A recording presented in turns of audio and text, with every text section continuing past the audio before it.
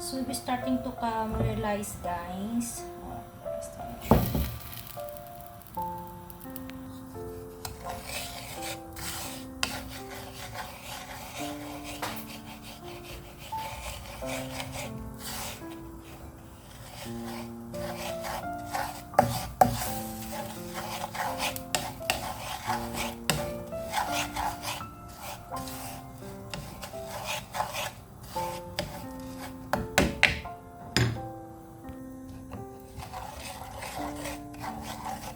So, starting ulit to melt, guys. Nag-start na siya na mag-caramelize.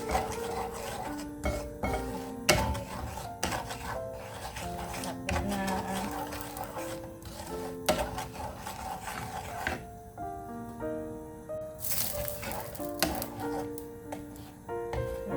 Wala pang buo, guys.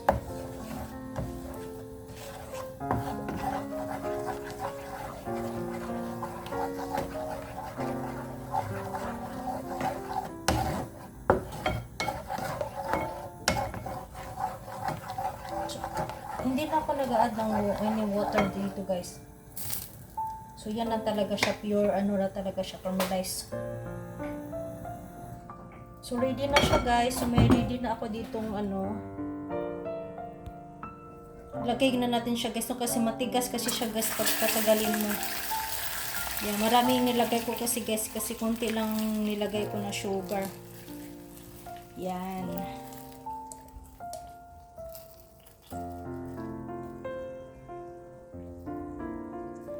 Yan. So, aside lang natin yan, guys.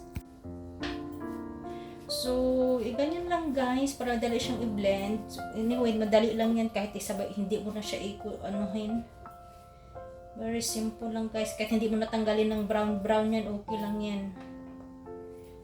Yan.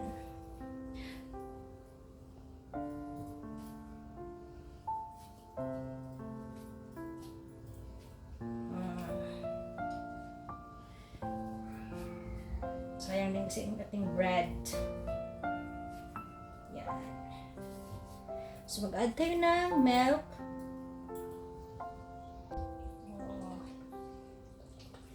Pwede kayo magamit ng evaporate, guys, kung anong gusto nyo, guys. Pwede kahit powder lang i-gamitin nyo, guys. Kahit ano lang, kung anong available nyo, guys. Tapos dito, pwede kayo mag-add ng milk. Sa akin, guys, nag-add lang ako ng kunting sugar kasi nga may ano naman, caramelized naman siya. So, kunting sugar nang nilagay ko, guys. Kasi ayoko nang matamis.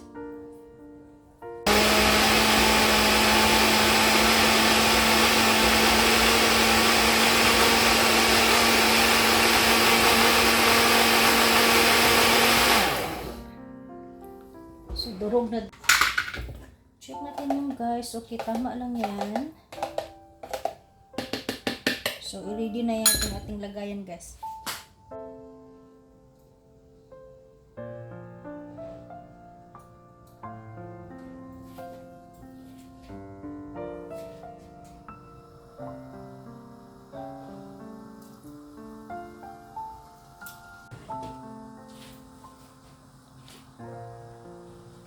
Takip.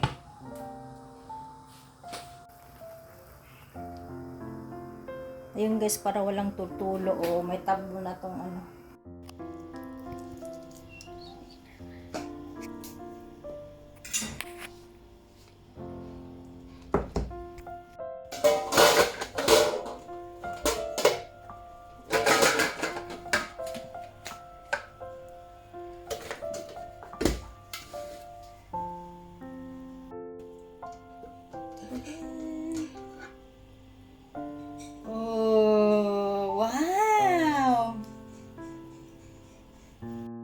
Let's try.